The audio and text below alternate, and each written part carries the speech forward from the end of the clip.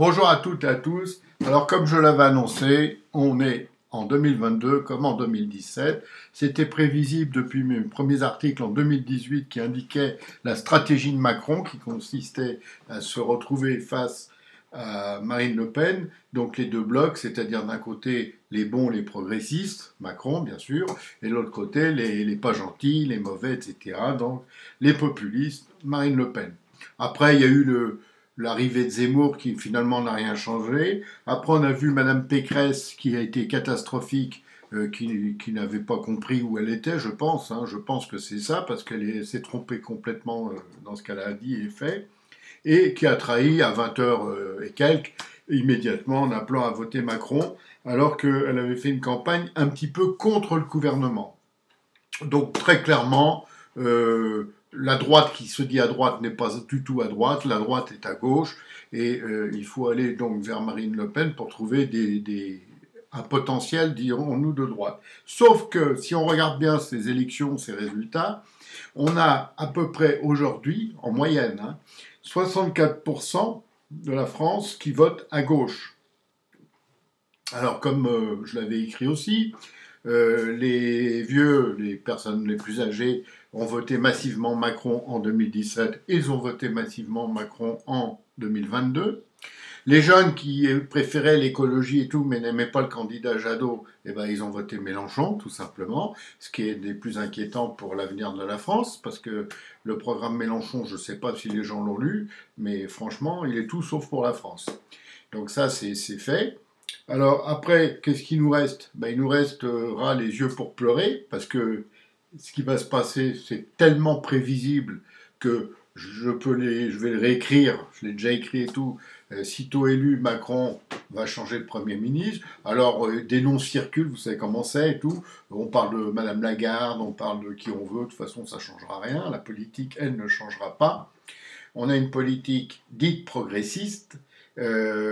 Bizarrement, les gens ne veulent pas le croire. Les gens veulent me dire que Macron était à droite, il fait une politique de droite. Je les invite à aller sur un site très sérieux qui s'appelle elysée.fr. Là, ils auront tous les discours politiques de Macron depuis 2017. Et s'il me trouve un discours qu'il a fait qui est à droite, je ferai mon mea culpa. Bon, il n'y a aucun risque, je vous rassure. Très clairement, la politique qui va venir, ça va être une politique d'austérité. Ah oui, parce que le pognon, il n'y en a plus, donc il faut le trouver. Les augmentations vont repartir dans tout ce qui est énergétique. Les impôts vont augmenter, il faut bien payer la gabegie. Et avec le Covid qui est reparti comme en 2020, on va revoir certainement à nouveau les privations qu'on a connues, etc., etc. De toute façon, très clairement, Macron, lui, n'est pas dans la vie réelle. Il a blousé tout le monde, tant mieux pour lui, tant pis pour nous. Et il est dans une sorte de reality show. C'est un télévangéliste qui parle très bien, qui a su bluffer tout le monde, qui a la chance aussi d'avoir les grands patrons des médias avec lui, ce qui aide quand même beaucoup, parce que quand vous avez les grands patrons des médias, vous pouvez dire n'importe quoi, ça passe. Là, il n'y a pas de vérification, il n'y a pas tout ça. Moi, j'avais publié par exemple un article, je ne dirais pas où parce qu'on s'en fout, et j'ai été suspendu immédiatement et l'article supprimé. Une vidéo également a été supprimée dernièrement parce que j'osais dire des vérités. C'était inattaquable, mais non, on s'en fout. Par contre, à la télé, on peut vous dire n'importe quoi, n'importe comment, le répéter toute la journée, ça passe tranquillement et tout va bien. Voilà. Donc bravo, je dis bravo parce qu'il faut s'incliner. Bravo à Macron pour sa fausse campagne qu'il a copiée intégralement sur celle de Mitterrand de 1988, comme je l'ai écrit dans mon article très lu qui s'appelle Copier-coller, étrange copier-coller.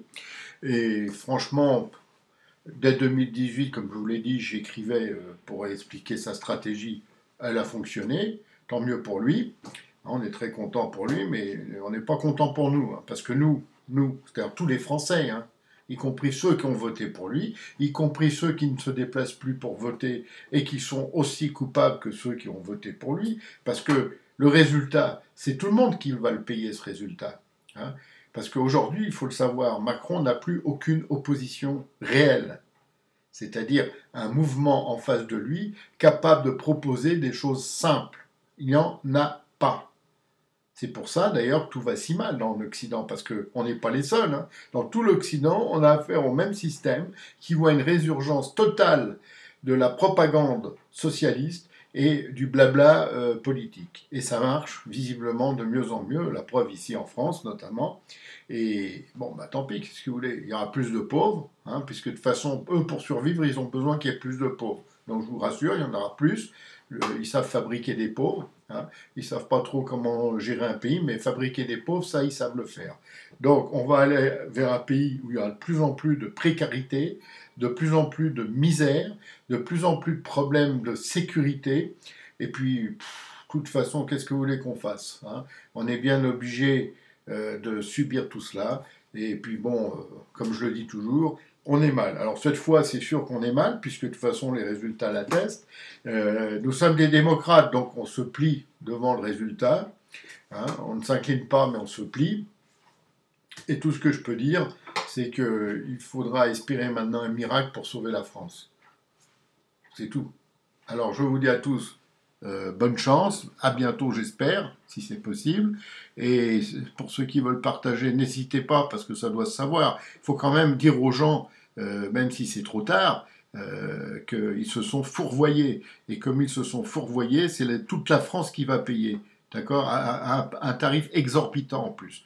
Parce que ça arrive, ça se voit venir, vous savez, comme les yeux au milieu de la figure, c'est pas quelque chose d'inattendu, ce qui va nous tomber dessus. C'est un dictateur, un type qui est vraiment méprisant, il est méprisant de toute façon dans certaines paroles qu'il a pu dire, dans son attitude, dans tout, et qui va pas du tout dans le sens d'une démocratie. Là, on va de plus en plus vers une France genre RDA, vous savez, avec la Stasi et tout le truc. Parce que ça va être la police politique, ça va être la police de la pensée, c'est déjà d'ailleurs dans certains cas, plus les problèmes qu'on connaît, dont il ne faut pas parler, parce que sinon on va dire « Ah oh, t'es raciste ». Non, on n'est pas raciste. On ne peut pas être raciste, c'est pas possible. Donc, tout cela m'amène à vous redire qu'on est vraiment très, très, très mal. Allez, ciao à tous.